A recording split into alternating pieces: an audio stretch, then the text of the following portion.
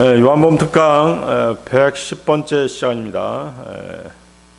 오늘 요한복음 21장 22절에서 25절까지 말씀드리도록 하겠습니다. 우리는 그의 증언이 참된 것을 아노라가 되겠습니다. 오늘이 이제 요한복음 강의 마지막 시간입니다. 요한복음 강의가 끝나면 다음 주부터는 이제 요한일서 강의로 들어가도록 하겠습니다. 지난 시간에는 그를 내가 올 때까지 머물게 할지라도 라는 제목으로 말씀을 나누었습니다. 사실 이 말씀은 이제 오늘 공부하게 될 요한복음 21장 22절에 나오는 말씀입니다. 주님이 이 말씀을 하기 전에 베드로는 요한이 장차 어떻게 될 것인지에 대해서 매우 궁금해했습니다. 베드로는 방금 주님으로부터 자기가 장차 순교하게 될 것이라는 그 말씀을 들었습니다. 그리고 나를 따라오라는 명령을 받습니다. 그때 베드로는 예수님께서 사랑하신 제자가 따라오는 것을 보았습니다. 그러자 그렇다면 요한은 어떻게 되는 거지? 라는 생각을 했던 것입니다. 베드로는 다른 사람은 몰라도 예수님이 사랑하신 제자 요한의 그 신상에 대해서 갑자기 궁금해진 것입니다. 그래서 이 사람은 무엇을 하리까 하고 주님께 여쭤봤죠. 이것은 무엇을 의미하냐면 베드로에게는 여전히 요한과 자신을 비교해 보고 싶은 육신적인 욕망이 남아 있었던 것입니다. 한편 이제 그 사도 요한이 자신을 예수께서 사랑하시는 제자라고 표현한 그 구절들이 요한복음을 보면 아주 반복해서 자주 등장합니다. 이것은 뭐냐면 이제 그 요한이 나는 다른 제자들보다 주님께 더 사랑받았다라고 스스로를 자랑하고 내세운 것이 아닙니다. 주님의 사랑을 다른 사람들보다 어떻게 한 것이에요? 특별히 더 깊이 깨닫고 그 사랑을 자신의 정체성으로 삼는 것이죠. 여러분들도 그렇게 할 수 있잖아요. 아, 나는 주님의 은혜를 많이 받은 사람이야. 그것이 자신의 정체성이 될 수 있는 것이에요. 아, 나는 복음을 잘 전하도록 그렇게 주님께 쓰임 받고 있어. 나는 항상 빠짐없이 거리 구령에 나갈 거야. 이렇게 결심하는 사람. 이런 것들이 뭐예요? 말씀을 통해서 주님의 은혜를 통해서 자신의 정체성을 확립한 사람들인 것이죠. 실제로 그런 사람이 있잖아요. 어떤 형제는 나는 빠짐없이 토요일 날 거리 구령 나갈 거야 이렇게 결심한 형제가 있어요. 근데 그 형제는 진짜 그 비가 오나 눈이 오나 막 나가요. 그런 형제가 있어요. 그게 뭐예요? 말씀을 통해서 자신의 정체성을 그렇게 확립한 것이죠. 나는 아주 거리 구령에 열심인 그런 지체가 될 거야. 그렇게 마음을 먹고 그렇게 실행하는 것이죠. 요한도 마찬가지죠. 나는 주님으로부터 많은 사랑을 받은 사람이야. 이렇게 그 주님으로 받은 그 사랑을 자신의 정체성으로 삼은 것이에요. 아시겠죠? 그래서 요한복음 보면은 그 예수님께서 사랑하시던 제자라는 표현이 자주 나옵니다. 한번 살펴보도록 하겠습니다. 요한복음 13장 23절이죠. 이때 그분의 제자들 중 한 명이 예수님의 품에 기대고 있었으니 그는 예수님께서 사랑하신 자였더라. 요한복음 19장 26절. 예수님께서 자신의 어머니와 자신이 사랑한 그 제자가 곁에 서 있는 것을 보시자 그분께서 그분의 어머니에게 말씀하시기를 여자여 당신의 아들을 보라 하시니라. 요한복음 20장 2절. 그때 그녀가 달려가서 시몬 베드로와 예수님께서 사랑하신 다른 제자에게 이르니라. 요한복음 21장 7절도 그러므로 예수님께서 사랑하신 그 제자가 베드로에게 말하기를 그분은 주시로다 하니라. 요한복음 21장 20절. 그때 뒤돌아본 베드로가 예수님께서 사랑하신 제자가 따라오는 것을 보니라. 그렇죠? 자신의 이름 대신 자신의 정체성, 예수님께서 사랑하신 제자라고 표현을 한 것입니다. 그래서 특히 중요한 것이 이제 요한복음 21장 20절이죠. 베드로가 요한을 보고 예수님께 묻자 요한은 자신을 다시 예수님께서 사랑하신 제자라고 그렇게 표현을 하고 있습니다. 따라서 이것은 우연히 사용한 표현이 아니라는 것이죠. 요한복음 전체에서 의도적으로 반복되는 자신에 대한 정체성, 자신에 대한 호칭이 바로 예수님께서 사랑하신 제자였던 것이죠. 그래서 요한의 이러한 표현은 내가 다른 제자보다 더 사랑받았다는 그런 뜻이 아닙니다. 오해하면 안 되겠습니다. 성경은 뭐라고 말씀하세요? 예수님께서 모든 제자를 다 사랑하셨다고 그렇게 말씀하시잖아요. 요한복음 13장 1절이죠. 요한복음 13장 1절. 이제 6월절 전에 예수님께서 자신이 이 세상에서 떠나 아버지께로 가야 하는 그분의 시각이 왔음을 아셨을 때 세상 속에 있는 자기 자신의 사람들을 사랑하셨으니 그분께서는 그들을 끝까지 사랑하셨느니라. 또한 예수님께서는 그 제자들을 위해서 기도하시면서 이렇게 말씀하셨죠. 요한복음 15장 9절인데요. 아버지께서 나를 사랑하신 것 같이 나도 너희를 그렇게 사랑하였느니라. 너희는 나의 사랑 안에 계속 있으라. 그렇기 때문에 사랑하시는 제자라는 표현을 예수님이 베드로보다 요한을 더 사랑하셨다. 다른 제자보다 요한을 훨씬 더 많이 사랑하셨다. 그런 의미로 해석하는 것은 적절하지 않은 것입니다. 요한 스스로가 자신을 사랑받는 사람으로 그렇게 정의한 것입니다. 자신이 그리스도께 받은 사실을 다른 사람보다 더 강조한 것이죠. 그렇죠? 똑같은 사랑을 주님께서는 베푸셨어요. 근데 그것을 어떻게 받아들이는 사람이 감동이 다른 것이라는 것이죠. 그렇죠? 요한은 그것을 매우 감동적으로 받아들인 것이죠. 더 깊이 받아들인 것이에요. 그래서 요한에게 가장 중요한 자기 정체성은 나는 사도 요한이라는 것이 아니라 나는 주님께 사랑받는 사람이다. 그것이었던 것이죠. 아시겠어요? 이거는 우리 신앙생활에도 매우 필요합니다. 내가 영광 받을 거야. 하나님 말씀으로 내가 영광 받고 싶다. 이런 생각을 가지게 되면 그야말로 육신적인 그리스도인 것이죠. 나는 하나님께 사랑을 많이 받는 제자야. 나는 하나님의 은혜를 많이 받은 사람이야. 주님께서 나를 들어 쓰시고 계셔. 내가 더 열심히 주님의 사역에 임할 거야. 이런 생각이 귀중한 것이잖아요. 내가 높아지겠다. 내가 돋보이겠다. 그것은 어리석은 생각인 것이에요. 주님의 자리, 주님을 앉혀드려야 될 자리에 자기가 앉게 되는 그런 어리석음을 범하게 되는 것이죠.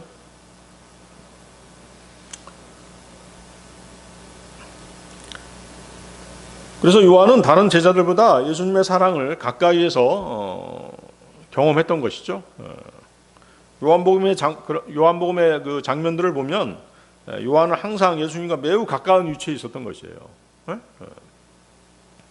최후의 만찬에서 보면 요한은 예수님의 가슴에 기대어 있었죠. 예수님께로부터 받은 사랑이 컸다라고 느꼈기 때문에, 깊이 느꼈기 때문에 그렇게 예수님께 더 다가갈 수 있었던 것이에요. 요한복음 13장 23절인데요. 이때 그분의 제자들 중 한 명이 예수님의 품에 기대어 있었으니 그는 예수님께서 사랑하신 자였더라. 그리고 보세요. 주님이 달리신 십자가를 보고 많은 제자들이 떠나가 버렸죠. 그런데 어때요? 요한은 십자가 곁에 서 있었죠. 그런 그를 보시고 예수님은 요한에게 마리아를 부탁하시죠. 요한복음 19장 26절에서 27절 말씀인데요. 그러므로 예수님께서 자신의 어머니와 자신이 사랑한 그 제자가 곁에 서 있는 것을 보시자 그분께서 그분의 어머니에게 말씀하시기를 여자여 당신의 아들을 보라 하시니라. 그때 그분께서 그 제자에게 말씀하시기를 너의 어머니를 보라 하시니라. 그리하여 그 시각부터 그 제자가 그녀를 자기 자신의 가정으로 데려갔더라. 또 어때요? 주님이 부활하신 아침, 요한은 그 소식을 듣고 막달라 마리아로부터 그 소식을 들었죠. 예수님이 살아나셨다는 그 소식을 들었어요. 그렇죠? 그래서 어때요? 무덤으로 달려갔죠. 근데 어때요? 요한하고 베드로하고 달려왔는데 요한이 먼저 도착했죠. 그게 아무것도 아닌 것 같지만 주님을 더 사랑했기 때문인 것이죠. 요한복음 20장 4절이죠. 그렇게 하여 그들이 다 함께 달려갔더라. 그런데 베드로보다 다른 제자가 앞질러 달려갔으며 먼저 그 돌무덤에 도달하였더라. 또 그 갈릴리 호숫가, 갈릴리 바닷가에서 그 부활하신 예수님을 가장 먼저 알아본 사람도 누구였어요? 요한이었죠. 요한복음 21장 7절에 나오는데요.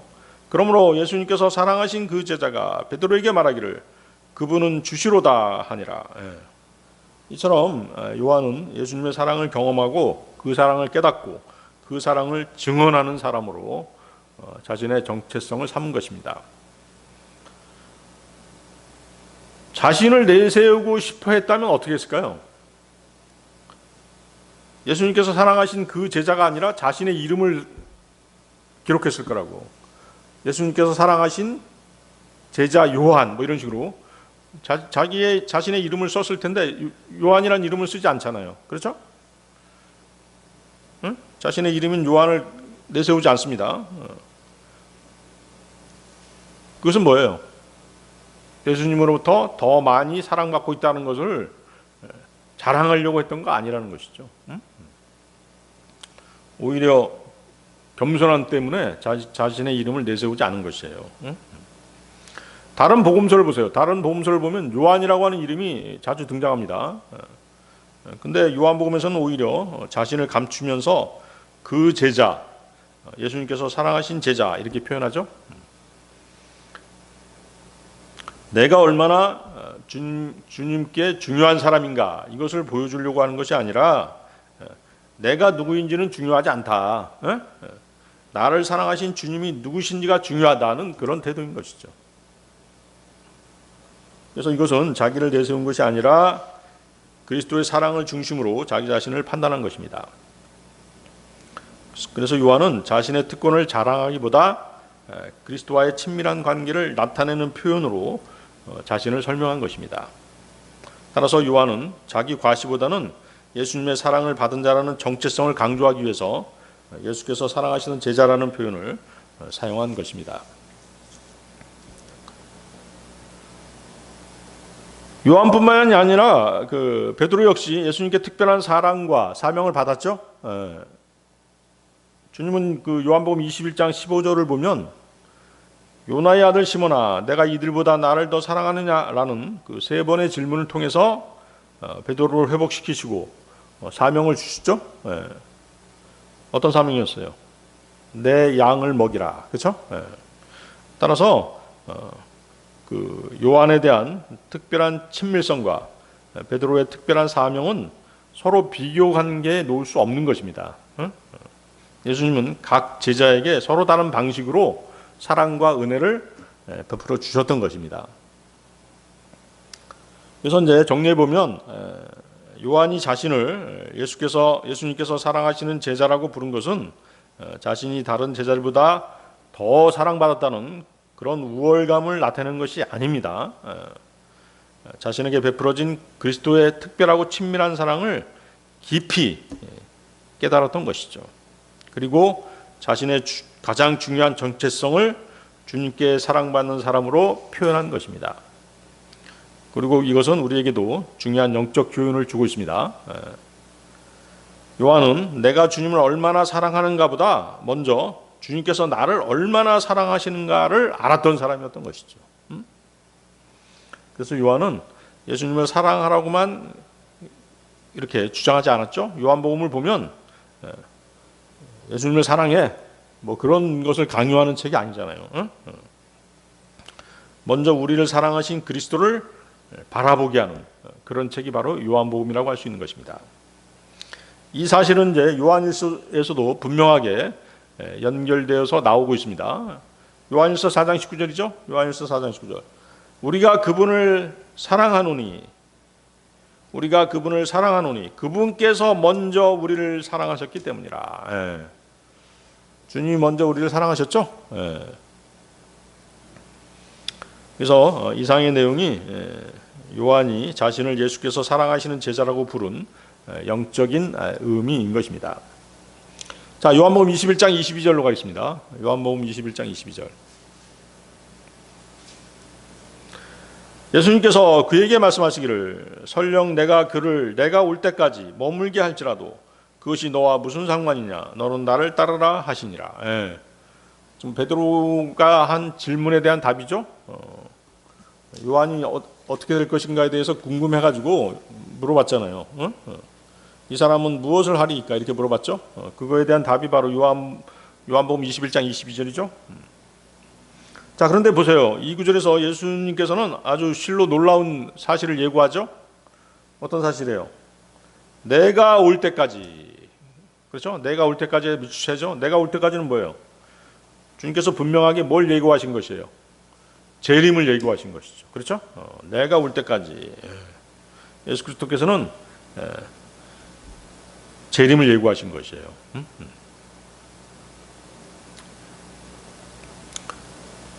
또 예수님께서는 이제 베드로하고 요한에게 또 야고보한테 베드로, 야고보, 요한 이 세 사람한테 이렇게 말씀하신 적이 있으셨습니다. 마태복음 16장 28절인데요. 여러분들 마태복음 16장 28절 한번 보세요. 여기 잡고 마태복음 16장 28절.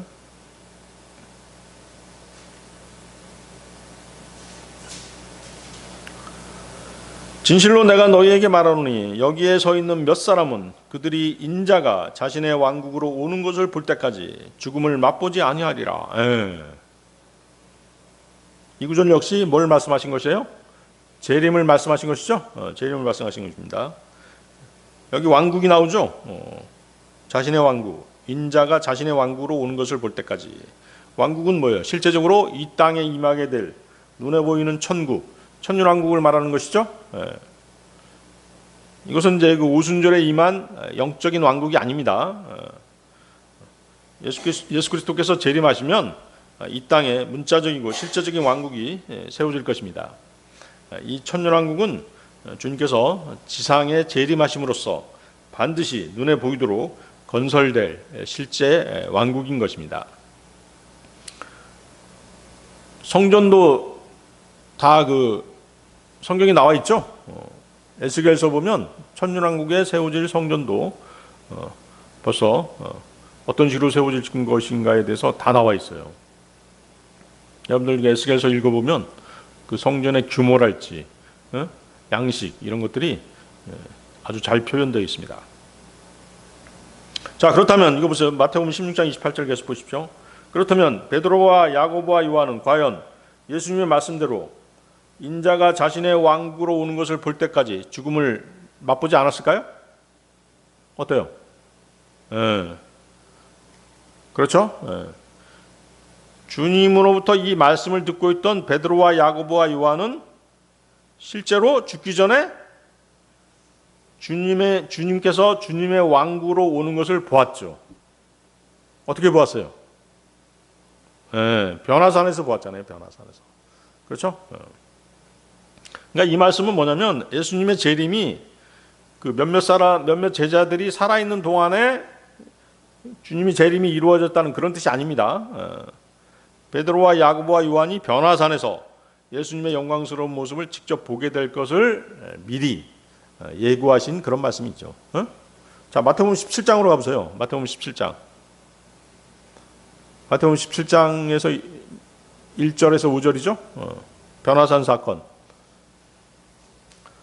그러고 나서 6일 뒤에 예수님께서 베드로와 야고보와 그의 형제 요한을 데려가서 그들을 따로 떨어져 있는 높은 산 속으로 데리고 올라가시며 그들 앞에서 변형되셨더라. 그런즉 그분의 얼굴이 해와 같이 빛나셨으며 그분의 의상이 빛과 같이 하얗더라. 그리고 보라, 모세와 엘리야가 그들에게 나타났으며 그분과 대화하고 있더라. 그때 베드로가 반응하여 예수님께 말씀드리기를 주여, 우리가 여기 있는 것이 좋사오니 만일 당신께서 원하시면 우리가 여기에 장막 셋을 짓도록 허락하소서. 하나는 당신을 위한 것이요 하나는 모세를 위한 것이며 하나는 엘리야를 위한 것이니이다 하였더라. 보라, 그가 아직 말하는 동안에 밝은 구름이 그들에게 그 눈을 드리웠더라. 그리하여 구름 속에서 나온 음성이 말씀하시기를, 이는 나의 사랑을 받는 아들이니 내가 그의 안에서 매우 기뻐하노라. 너희는 그의 말을 들으라 하신 것을 보라. 주님께서는 영광 가운데 재림하실 미래의 모습을 이들 제자들에게 생생하게 보여주셨던 것입니다. 이것은 환상이 아닌 실제로 일어난 사건이었습니다. 베드로는 이 광경을 목격하고 베드로후서 1장 16절에서 이렇게 증언하고 있죠. 베드로후서 1장 16절. 이는 우리가 너희에게 우리 주 예수 그리스도의 권능과 오심을 알려주었을 때 우리는 교활하게 고안된 허구들을 따른 것이 아니라 오히려 그분의 위엄의 목격자들이었기 때문이라. 직접 목격했다라고 증언하고 있죠. 베드로는 자신들이 주님께서 영광 중에 오시는 광경을 본 목격자들이었다라고 증언한 것입니다. 그래서 이들이 목격했던 변화산의 그 광경은 반드시 주님께서 재림하실 때 다시 재현이 될 것입니다. 자, 베드로가 주님한테 물었죠. 주여, 이 사람은 어떻게 되겠나이까? 라고 요한의 그 장래를 물었습니다. 장래 어떻게 될 것인지 물었습니다. 예수님께서는 뭐라고 말씀하셨어요? 설령 내가 그를 내가 올 때까지 머물게 할지라도 그것이 너와 무슨 상관이냐? 너는 나를 따르라 라고 대답하셨죠. 자, 이 말씀은 이제 역시 요한이 반드시 예수님의 재림 때까지 살아있을 것이다, 그렇게 말씀하신 것이 아니잖아요. 그렇죠? 물론 이제 설령 주님 다시 오실 때까지 요한을 살아있게 하실 수도 있죠. 주님께서는 하나님이시기 때문에 주님의 권능으로 그렇게 하실 수 있어요. 그렇지만 이 말씀은 뭐예요? 설령 내가 그를 내가 올 때까지 머물게 할지라도, 이 말씀은 바로 뭐예요?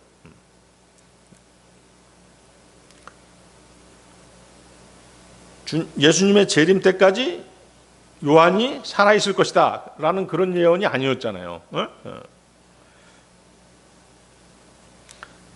어떤 의미인 것이에요? 베드로, 너는 다른 사람과 자신을 비교하지 말고 자기에게 너한테 맡겨진 길을 끝까지 충실하게 걸어가라, 이런 뜻으로 말씀하신 것이죠. 베드로, 네가 맡은 그 사명에 충실해라, 이런 뜻으로 말씀하신 것입니다. 그래서 예수님께서는 마지막에 뭐라고 말씀하세요? 너는 나를 따르라고 다시 명령하시죠. 근데 어때요? 이제 이 말씀이 교회 안에 퍼져버렸죠. 교회 안에 퍼지면서 요한은 죽지 않을 것이라는 그 소문이 돌기 시작했던 것입니다. 이에 대해서 요한은 요한복음 21장 23절을 보십시오. 요한복음 21장 23절을 보면 예수님께서 그에게 그가 죽지 아니하리라고 말씀하신 것이 아니라 다만 설령 내가 그를 내가 올 때까지 머물게 할지라도 그것이 너와 무슨 상관이냐라고 말씀하셨을 뿐이라고 그렇게 기록함으로써 그 오해를 바로잡았던 것입니다. 주님 오실 때까지 요한, 너를 내가 살게 할 수도 있다. 그렇죠? 그렇게 할 수 있는 것은 나의 주권이다. 그렇지만 요한은 어땠어요? 실제적으로 수명이 다해가지고 죽었죠? 죽었습니다. 그렇기 때문에 이 말씀을 하신 것은 베드로를 각성시키기 위해서 그 말씀을 하신 것이죠. 요한하고 너를 자꾸 비교하지 마라. 네가 가야 될 길이 있고 요한이 가야 될 길이 있다, 이 말씀을 하신 것이에요. 네가 맡은 사명에 충실해라. 그래서 사도 요한은 어떻어요? 히브리서 9장 27절 말씀, 한 번 죽는 것은 사람들에게 정해진 것이라는 그 말씀대로 다른 사도들처럼 주님께서 주신 그 수명대로 살다가 생애를 마쳤죠. 그렇습니다. 그래서 예수님의 말씀은 요한의 수명을 예언한 것이 아니었습니다. 각 사람의 삶과 사명은 주님께서 정하십니다. 성도는 다른 사람과 비교하지 말고 자신에게 맡겨진 부르심에 충실해야 된다는 그 말씀이었던 것이죠. 그렇지만 주님께서는 어땠어요? 그 훗날 patmos섬에 있던 요한에게 이후에 반드시 있을 일들을 계시해 주셨죠. 이후에 있을 일들, 미래에 있을 일들을 계시해 주신 이유가 뭐예요? 무엇을 기록하게 하기 위해서? 요한계시록을 기록하게 하기 위해서 그렇게 보여주신 것이죠. 계시록 1장 9절에서 10절입니다. 계시록 1장 9절에서 10절. 요한은 또한 너희의 형제요 환난 가운데 그리고 예수 그리스도의 왕국과 인내 가운데 동진이 하나님의 말씀을 위하여 그리고 예수 그리스도의 증언을 위하여 파트모스라 불리는 섬 안에 있었느니라. 내가 주의 날에 성령 안에 있었고 내 뒤에서 하나의 나팔에서 나오는 것 같은 커다란 음성을 들었는데, 주의 날에는 바로 뭐예요? 주님의 재림의 날이죠. 그렇죠? 그러니까 재림의 날로 옮겨진 것이에요. 옮겨져서 그 광경을 본 것이죠. 그러니까 대환란 때로 옮겨진 것이죠. 대환란 끝에 주님이 오시잖아요. 그래서 요한은 주님의 재림 때까지 살았던 사람이 아닙니다. 성령 안에서 장차 이루어질 예수 그리스도의 재림과 하나님의 영광을 미리 보도록 허락받은 것이죠. 그래서 설령 내가 올 때까지 머물게 할지라도 라는 말씀은 요한이 죽지 않을 것을 예언한 그런 말씀이 아닙니다. 각 사람이 부여받은 사명에 충실하라는 그런 말씀이었던 것입니다. 요한계시록은 하나님께서 요한에게 미래를 계시로 보여주심으로써 그의 특별한 사명을 이루게 하신 사건입니다. 요한이 그 patmos섬이죠. patmos섬에 있었을 때 성령님께서 그리스도의 재림 때까지 즉 시공간을 건너뛰어서 그를 미래로 옮기셨던 것이죠. 미래로 옮기셔서 거기서 그 장차 일어날 일들을 보게 하신 것이에요. 그리고 요한계시록을 기록하도록 그렇게 하신 것이죠. 그래서 이제 요한계시록 보면 뭐래요? 대환란 때로 옮겨졌기 때문에 대환란을 현재로 보고 과거를 교회 시대, 미래를 이제 천년왕국 이후에 천년왕국과 그 후에 백부자 심판까지를 이제 미래로 그렇게 기술했죠. 요한복음 1장 19절, 계시록 1장 19절 한번 보세요. 계시록 1장 19절. 계시록 1장 19절.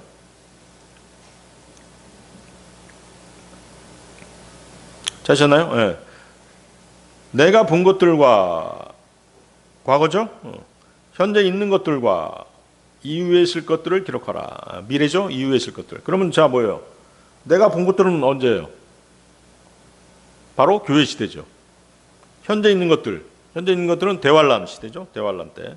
그러니까 대환란 때로 옮겨진 것이에요. 성령님께서 요한을 어디로 옮기신 거예요? 대환란 때로 옮기신 거죠. 그래서 대환란이 바로 현재가 되는 것이죠. 그리고 이후에 있을 것들은 언제요? 대환란이 끝나고 주님의 재림 이후에 벌어질 일들인 것이죠. 천년왕국, 백부자 심판, 새하늘과 새 땅, 그런 일들이겠죠. 또 새 예루살렘, 하늘에서 새 예루살렘이 내려오는 광경, 이런 것들을 또 기록한 것이에요. 이해하시겠죠? 자, 요한복음 21장 23절로 가겠습니다. 요한복음 21장 23절. 그때 그 제자가 죽지 않을 것이라는 이 말씀이 형제들 사이에 퍼져나갔더라. 그렇지만 예수님께서 그에게 그가 죽지 아니하리라고 말씀하신 것이 아니라 다만 설령 내가 그를 내가 올 때까지 머물게 할지라도 그것이 너와 무슨 상관이냐 하신 것이라. 주 예수 그리스도께서 그분이 다시 오실 때까지 요한을 머물게 하고자 할지라도 하신 말씀이 다른 제자들에게는 그 제자가 죽지 아니하리라는 그런 의미로 소문이 퍼졌던 것입니다. 그래서 요한은 자기가 죽지 않을 것이라고 주님이 말하는 것이 아니라 너희 자신들이 맡은 그 사명에 충실하라는 그 의미로 말씀하셨다라고 바로 잡았던 것이죠. 만약 주님께서 하셨던 말씀이 그분께서 재림하실 때까지 요한이 죽지 아니하리라는 것이었다면 요한이 왜 죽었겠어요? 그렇죠? 요한은 죽었죠. 요한은 분명히 죽을 수밖에 없는 몸을 갖고 있었기 때문인 것이죠. 아까 말씀드렸잖아요. 히브리서 9장 27절. 한 번 죽는 것은 사람들에게 정해진 것이고, 그렇죠? 자, 그런데 주님은 여기서 내가 올 때까지 그를 머물게 할지라도라고 이렇게 말씀하신 것이에요. 그러니까 이 말은 뭐인 것이에요? 베드로와 다른 제자들이 자신의 사명에 충실해라는 말, 그 말씀이 먼저이고 그 다음에 뭐예요? 어떤 의미가 있는 거죠? 내가 올 때까지 그를 머물게 할지라도. 이것은 뭐예요? 요한이 요한계시록을 쓸 때까지, 요한계시록을 쓸 때 그분이 오시는 걸 봤잖아요. 그렇죠? 그렇죠? 내가 올 때까지 그를 머물게 할지라도. 그 말씀 안에는 뭐가 들어있는 것이에요? 요한이 요한계시록을 쓸 때 그분이 오신 것을 보았다는 그런 의미가 들어있는 것이죠. 그렇죠? 자, 요한계시록을 쓸 때 요한은 이제 죽을 때가 가까워오고 있었습니다. 그렇죠? 요한이 쓴 저서가 뭐예요? 성경에 있는 저서가 뭐죠? 요한복음, 요한 1, 2, 3서, 요한계시록이잖아요. 요한계시록을 맨 마지막에 썼어요. 그래서 요한계시록을 쓰고 이제 요한은 이제 죽었던 것이죠.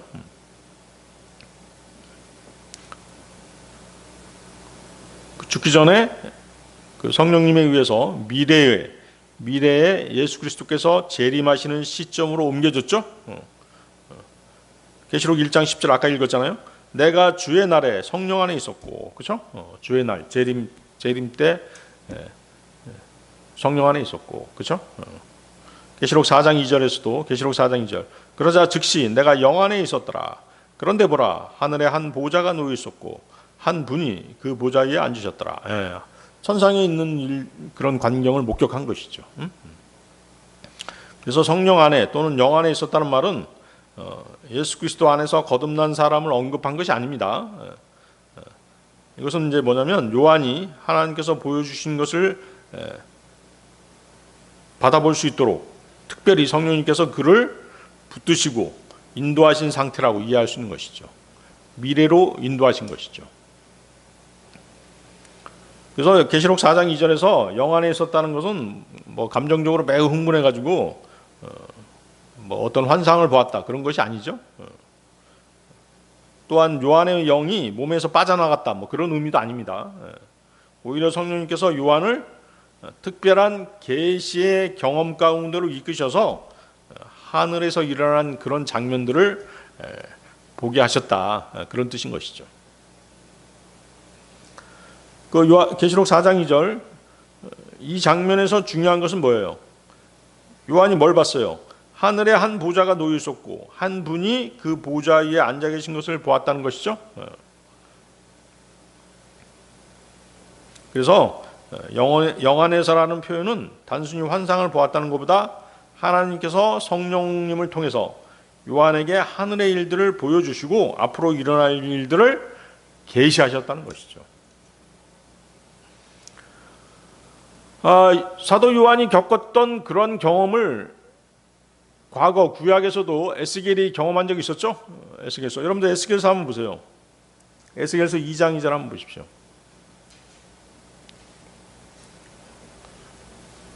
에스겔서 2장 2절. 그러니까 뭐냐면 성경 말씀을 기록하게 하기 위해서 성령님께서 이제 이런 기적적인 방법을 사용하시는 것이죠. 자, 에스겔서 2장 2절 보셨나요? 그러자 그분께서 나에게 말씀하실 때 그 영께서 내 안으로 들어오셔 나의 두 발로 나를 세우셨기에 나는 나에게 말씀하시는 분의 말씀을 들었더라. 성령님께서 들어오셨다는 것이죠. 에스겔서 3장 2절, 3장 12절 넘겨보세요. 에스겔서 3장 12절.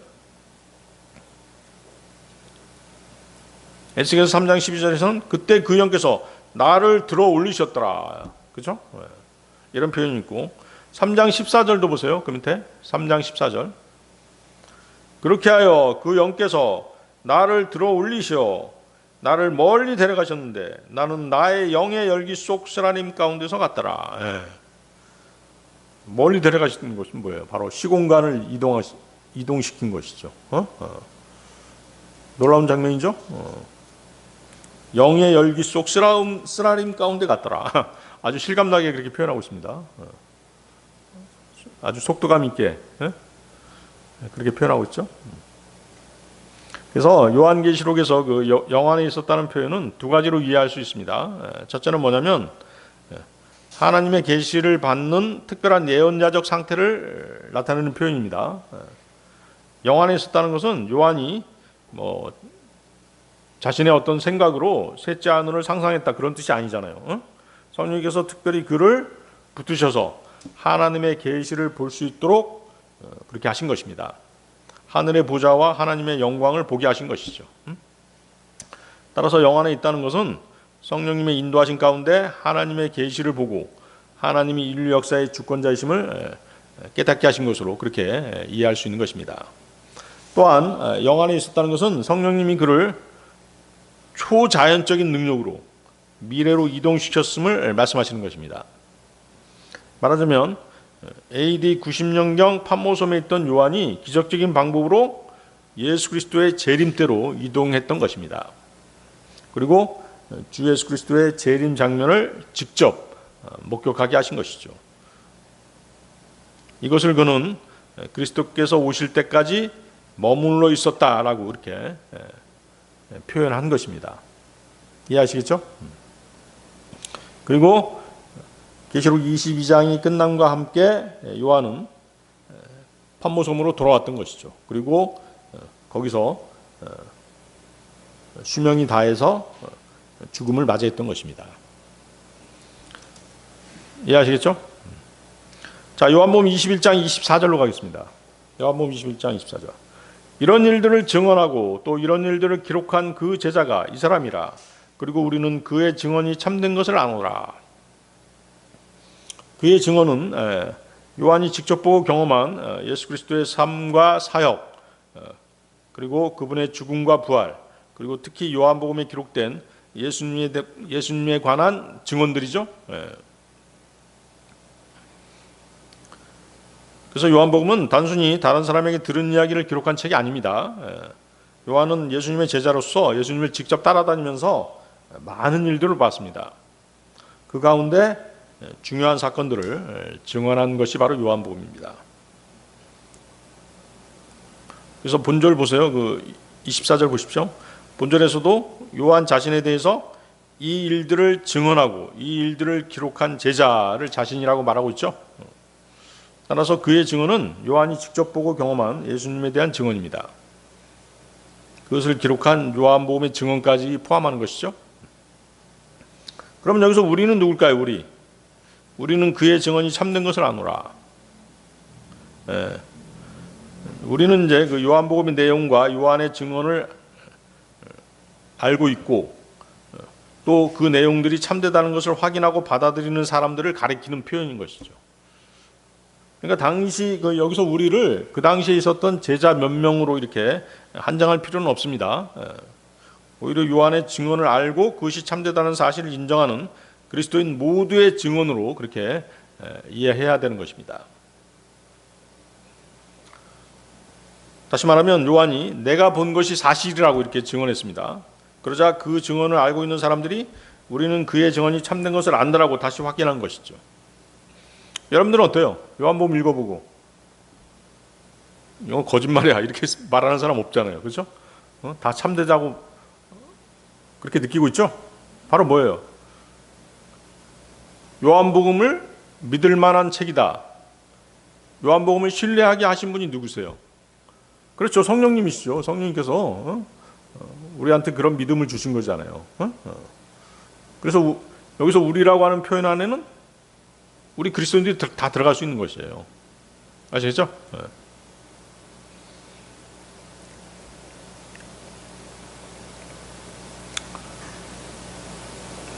그래서 이 모든 일을 직접 보고 기록한 사람은 요한입니다. 그리고 우리는 요한이 예수님에 대해 증언한 내용이 참된 것을 알고 있는 것이죠. 그래서 여기서 중요한 것은 뭐냐면 요한의 개인적인 경험만 강조한 것이 아닙니다. 그 증언의 진실성을 지금의 교회와 같은 공동체가 함께 확인하고 있다는 점이죠. 요한은 예수님을 직접 보고 증언했고 사람들은 그 증언을 받아들이면서 그의 증언은 참되다라고 확인한 것입니다. 그 내용의 진위 여부는 성령님께서 강력한 믿음으로 확신을 주셨기 때문에 참되다라고 얘기할 수 있었던 것이죠. 자, 요한복음 21장 25절입니다. 그리고 예수님께서 행하신 다른 많은 것들도 있으니 만일 그것들이 낱낱이 기록되어야 한다면 심지어 세상 자체도 기록될 책들을 담을 수 없을 것이라고 나는 생각하노라. 아멘. 자, 본문의 내용은 첫째, 요한이 자신이 알고 있는 예수님에 대한 지식조차도 모두 기록되지 못했다, 기록할 수 없었다라고 그렇게 말하고 있는 것이죠. 자, 복음서 기자들은 자신들이 보고 들은 그대로를 역사서를 기록하는 그런 서기관들처럼 그렇게 기록하지 않았습니다. 우리나라에 그런 게 있잖아요. 우리나라 사관이라고 쓰잖아요. 사관. 그렇죠? 사관은 뭐 하는 사람이에요? 그 왕의 행적을 낱낱이 다 기록하는 사람이에요. 왕이 실수한 것까지 다 기록했잖아요. 심지어 어떤 것까지 기록했어요? 야, 이건 내가 실수했으니까 이거 기록하지 마. 그 말까지 다 기록했잖아요. 그게 그 왕조실록에 보면 다 나와 있잖아요. 그렇게 기록했으면 어떻게 할 뻔했냐는 것이죠. 세상 자체도 그렇게 기록될 책들을 담아두지 못했을 것이다 이렇게 말하고 있잖아요.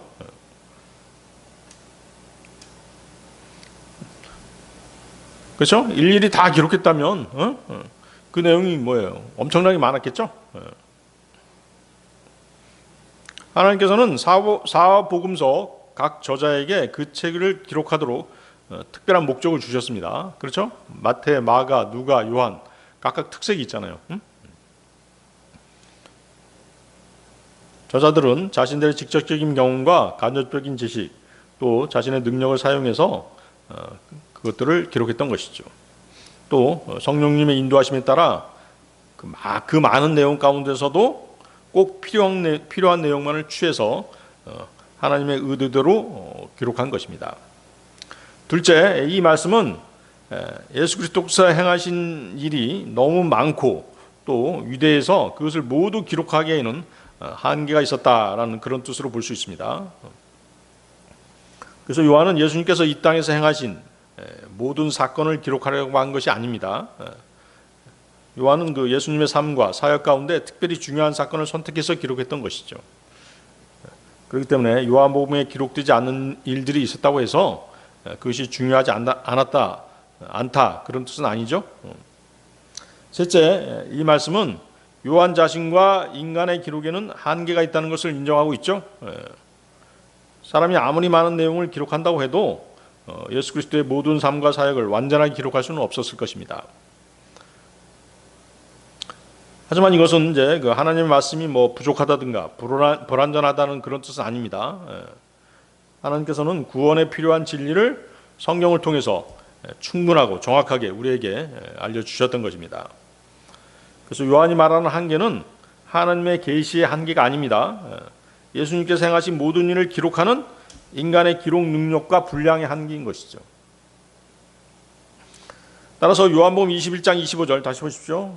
요한복음 21장 25절의 말씀은 예수 그리스도의 위대하심을 더욱 강조하고 있는 그런 구절이 되겠습니다. 예수님께서 행하신 일을 모두 기록한다면 세상의 책으로는 다 기록할 수 없을 것이라고 그렇게 말하고 있는 것입니다.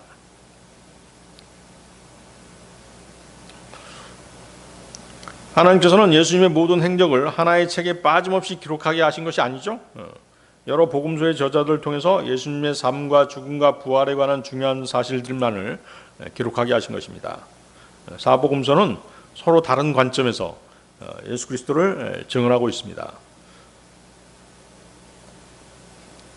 하지만 뭐예요? 공통된 점은 뭐예요? 모두 예수님이 어떤 분이시며 무엇을 행하셨는지를 증언하는 책이죠. 예수님을 믿도록 하는 책인 것이죠. 그렇기 때문에 요한복음 21장 25절은 성경에 기록되지 않은 예수님의 행적을 우리가 추측하는 그런 말은 아니잖아요. 그죠? 추측하라는 그런 말은 아니죠. 오히려 성경에 기록된 말씀을 통해서 우리가 예수 그리스도를 믿고 그분이 주시는 생명을 얻도록 하기 위해 그 필요한 내용들을 하나님께서 기록하셨다는 사실을 보여주고 있는 것입니다. 그래서 요한복음의 그 마지막 말씀은 결국 예수님의 위대하심과 그분이 행하신 일의 풍성함을 강조하고 있습니다. 우리가 기록된 말씀을 믿고 예수 그리스도를 바라보도록 인도해주고 있는 것이죠. 그렇죠? 우리가 말씀을 읽으면 읽을수록 어때요? 믿음이 점차 강화되죠? 강화되고 있는 것입니다. 믿음은 어디서 나오는 것이에요? 들음에서 나오잖아요. 믿음은 들음에서 나오고 들음은 하나님의 말씀에 의해서니라. 그죠? 그러니까 요한복음, 또 마태복음, 마가복음, 누가복음 이 복음서만으로도 충분히 예수 그리스도를 믿을 만한 그런 믿음을 주신다는 것이죠. 구원받을 만한 믿음을 주신다는 것이에요. 그래서 본절의 고백처럼 하나님의 크신 사랑과 그분이 행하신 모든 일들을 인간이 기록하기에는 한계를 가질 수밖에 없는 것이 사실입니다. 본절에 기록된 요한의 여러 가지 그 본절 다시 보십시오. 25절 다시 보세요. 심지어 세상 자체도 기록된 책들을 담을 수 없을 것이라고 나는 생각하노라. 바로 요한의 이러한 마지막 고백을 통해서 우리가 교훈받을 수 있는 게 있죠. 하나님의 계시의 말씀인 요한복음을 기록한 뒤에도 요한은 교만하지 않았다는 것이죠. 요한은 예수님의 공생 기간 동안 늘 그분과 함께 했습니다. 그분이 부활 승천하신 후 50년 이상을 살았죠. 50년 이상을 살면서 하나님의 영으로 성령님이죠. 성령님과 함께 또 주님과 동행하면서 많은 사역을 행했습니다. 그런 그가 위대한 역작이라고 할 수 있는 그 요한복음을 다 기록한 뒤에 그가 할 수 있는 일이 무엇이겠어요? 오직 하나님의 위대하신 역사의 광대하심 그리고 그분의 크신 사랑 앞에 겸손하게 머리를 조아리는 그것뿐이겠죠? 그것뿐인 것입니다. 그렇잖아요. 우리가 이제 성경 읽을 때 어떤 마음을 갖게 되는 것이에요. 그분에 대한 믿음도 증가할 뿐더러 그분의 위대하심, 또 그분의 어떤 두려우심, 그분의 영광, 감사, 찬양 이런 것들이 나오게끔 돼 있잖아요. 그렇죠? 그래서 그분 앞에서 우리는 겸손해질 수밖에 없는 것이죠. 성경을 공부하고 또 성경을 읽을 때 그런 마음이 들게 되는 것은 당연한 것입니다. 다시 보십시오. 예수님께서 행하신 다른 많은 것들도 있으니 만일 그것들이 낱낱이 기록되어야 한다면 심지어 세상 자체도 기록될 책들을 담을 수 없을 것이라고 나는 생각하노라. 아멘. 자, 이렇게 해가지고 요한은 마침내 이 위대한 요한복음의 기록을 마치고 있죠. 그런데 어때요? 요한복음을 마치고 그 다음에 또 남아있는 일이 있었죠. 뭐하고 뭐예요? 요한 1, 2, 3, 4하고 요한계시록을 쓰는 일이 남아있었죠. 그렇죠? 그리고 요한은 성경의 마지막 책인 요한계시록까지 기록하고 나서 죽음을 맞이하게 됐던 것입니다. 요한복음 강해를 마치면서 저 역시 이 요한복음 강해를 끝까지 할 수 있도록 해주신 주님께 모든 감사와 찬양과 영광을 돌려드립니다. 그렇지만 요한복음을 여기서 끝내는 것은 아닙니다. 이제 미처 깨닫지 못한 그런 내용들이 있다면 계속 요한복음을 업데이트할 생각입니다. 요한계시록도 그렇게 하고 있으니까요. 계속 새로운 내용들이 있다면 추가해서 다시 영상을 올리도록 하겠습니다. 그리고 다음 시간에는 약속한 대로 요한의 다른 저서인 요한 1, 2, 3서를 시작하도록 하겠습니다. 오늘 여기까지 하겠습니다.